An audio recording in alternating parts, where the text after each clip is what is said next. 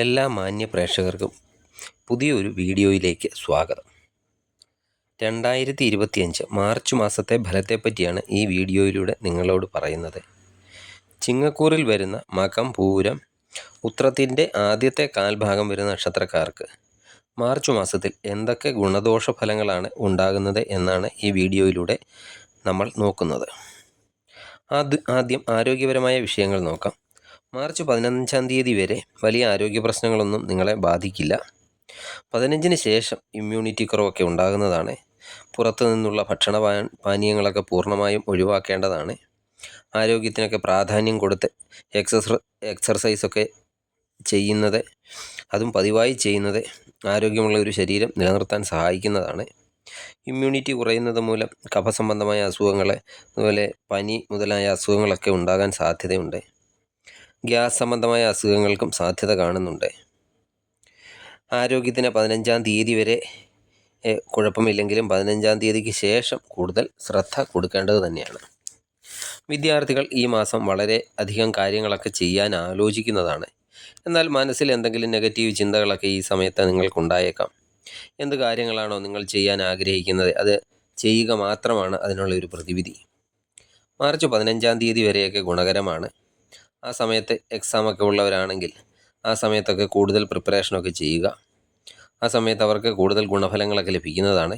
15-ാം തീയതിക്ക് ശേഷം എക്സാമൊക്കെ നടക്കുന്നവരാണെങ്കിലും ഈ 15-ാം തീയതിക്ക് മുന്നിലൊക്കെ തന്നെ പാഠഭാഗങ്ങളൊക്കെ തീർക്കാൻ ശ്രദ്ധിക്കേണ്ടതാണ്. 15-ാം തീയതിക്കൊക്കെ ശേഷം നിങ്ങൾക്ക് അല്പം പഠനത്തിലൊക്കെ നിരാശയൊക്കെ ഉണ്ടായേക്കാം. എന്നാലും പഠനത്തിൽ കൂടുതൽ ശ്രദ്ധ കേന്ദ്രീകരിച്ച് തന്നെ മുന്നോട്ട് പോകേണ്ടതാണ്. പുതിയ കോഴ്സിനൊക്കെ അഡ്മിഷൻ എടുക്കാൻ ആഗ്രഹിക്കുന്നവരാണെങ്കിൽ 15-ാം തീയതിക്കൊക്കെ മുൻപ് നിങ്ങൾ അപേക്ഷ കൊടുക്കുക. ഇനി വൈവാഹിക ജീവിതം നോക്കിയാൽ വൈവാഹിക ജീവിതത്തിൽ പങ്കാളികൾ തമ്മിലുള്ള ബന്ധം അത്ര ഒരു നല്ല ബന്ധമാകാൻ സാധ്യത ഇല്ല. ഈ സമയം നിങ്ങൾ വളരെയധികം ക്ഷമയൊക്കെ പാലിക്കേണ്ടതുണ്ട്. പരസ്പരം സാഹചര്യങ്ങളെയൊക്കെ മനസ്സിലാക്കി രണ്ടുപേരും സഹകരണ മനോഭാവത്തോടു കൂടിയൊക്കെ മുന്നോട്ട് പോകേണ്ടതാണ്. അതുപോലെ പങ്കാളിയുടെ ആരോഗ്യകാര്യത്തിലുമൊക്കെ ശ്രദ്ധ കൊടുക്കണം. പ്രത്യേകിച്ച് നടുവിനൊക്കെ എന്തെങ്കിലും പ്രശ്നമൊക്കെ ഉള്ളവരാണെങ്കിൽ അതൊക്കെ അല്പം കൂടാൻ സാധ്യതയുണ്ട്. അതുപോലെ ഗ്യാസ് സംബന്ധമായ അസുഖങ്ങളൊക്കെ പങ്കാളിക്ക് ഉണ്ടാകാൻ സാധ്യതയുണ്ട്. ലവ് റിലേഷനൊക്കെ ഉള്ളവർക്കാണെങ്കിൽ 15-ാം തീയതി വരെയൊക്കെ ഗുണകരമാണെങ്കിലും 15-ാം തീയതിക്കൊക്കെ ശേഷം നിങ്ങളുടെ ബന്ധത്തിലൊക്കെ ചെറിയ കൺഫ്യൂഷനുകളൊക്കെ ഉണ്ടായേക്കാം. ചില പൂർത്തീകരിക്കപ്പെടാത്ത ആഗ്രഹങ്ങളാലൊക്കെ നിങ്ങൾക്ക് ദേഷ്യമൊക്കെ ഉണ്ടാകാനും സാധ്യത കാണുന്നുണ്ട്. മാർച്ച് മാസം ഭാഗ്യത്തിൻ്റെ കാര്യം നോക്കിയാൽ ജാതകത്തിൽ ദോഷകരമായ ദശാകാലങ്ങളൊക്കെ അല്ലാത്തവർക്ക് വളരെയധികം ഭാഗ്യങ്ങൾ കൊണ്ടുവരുന്ന മാസമാണ് മാർച്ച് മാസം.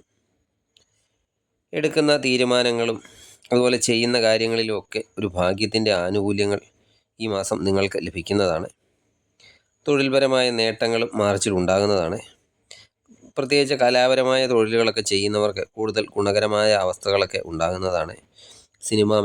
സീരിയൽ മേഖലയിലൊക്കെ ഉള്ളവർക്ക്, അതുപോലെ ചിത്രരചന ഫീൽഡിലുള്ളവർക്ക്, പാട്ട് ഫീൽഡിലുള്ളവർക്കൊക്കെ ഗുണകരമായ അവസ്ഥകൾ ഉണ്ടാകുന്നതാണ്. ജോലിസ്ഥലത്ത് അനുകൂലമായ അന്തരീക്ഷമൊക്കെ നിലനിൽക്കുന്നതാണ്. അതുപോലെ നിങ്ങൾ പ്രതീക്ഷിച്ച ഒരു സ്ഥാനമാറ്റമോ അല്ലെങ്കിൽ സ്ഥലമാറ്റമോ ഒക്കെ ഉണ്ടാകുന്നതുമാണ്. ഈ മാസം ചിലവുകളൊക്കെ നിയന്ത്രിച്ച് നിർത്തേണ്ടതാണ്. വീടിന് വേണ്ടിയോ വാഹനത്തിന് വേണ്ടിയോ ഒക്കെ ചിലവുകൾ വന്നു ചേരുന്നതാണ്. ബിസിനസ്സുകാരും ശ്രദ്ധ കൊടുക്കണം. പ്രത്യേകിച്ച് പങ്കാളിത്ത ബിസിനസ്സൊക്കെ ചെയ്യുന്നവർ. ആളുകളോട് നിങ്ങൾ വളരെയധികം ക്ഷമ പാലിക്കേണ്ടതുണ്ട്. കാര്യങ്ങളൊക്കെ വൈകി നടക്കാനും സാധ്യതയുണ്ട്. നിങ്ങളുടെ കാര്യങ്ങളൊക്കെ ഈ മാസം ചിലപ്പം വൈകിയൊക്കെ നടക്കാൻ സാധ്യതയുണ്ട്. മാർച്ച് മാസം കൂടുതൽ ഗുണകരമായി മാറുന്നതിന് വേണ്ടി മാർച്ചിൽ ശനി അഷ്ടമത്തിലേക്കൊക്കെ മാറുകയാണ്. അതിനാൽ ശനിയാഴ്ചകളിൽ ശാസ്താവിന് നീരാഞ്ജനം വഴിപാടൊക്കെ സ്ഥിരമായി കഴിക്കുക. അതുപോലെ ശിവക്ഷേത്ര ദർശനമൊക്കെ നടത്തി കഴിയുന്ന വഴിപാടുകളൊക്കെ ചെയ്യുക. അതുപോലെ മഹാവിഷ്ണു ക്ഷേത്രത്തിലോ അല്ലെങ്കിൽ വിഷ്ണുവിൻ്റെ അവതാരങ്ങളുള്ള ക്ഷേത്രത്തിലോ കഴിയുമ്പോഴൊക്കെ ദർശനം നടത്തി പ്രാർത്ഥിക്കുന്നത് നല്ലതാണ്. നിങ്ങൾക്ക് എല്ലാം കൊണ്ടും ഗുണകരമായ ഒരു മാസമായി തീരട്ടെ മാർച്ച് മാസം എന്ന് ഞാൻ ആത്മാർത്ഥമായി പ്രാർത്ഥിക്കുന്നു. നിങ്ങൾക്ക് ഈ വീഡിയോ ഇഷ്ടമായാൽ ലൈക്ക് ചെയ്യുക. സബ്സ്ക്രൈബ് ചെയ്യാതെ വീഡിയോ കാണുന്നവരാണെങ്കിൽ ദയവായി സബ്സ്ക്രൈബ് ചെയ്ത് കാണുക. മറ്റൊരു വീഡിയോയുമായി വീണ്ടും കാണാം. നന്ദി, നമസ്കാരം.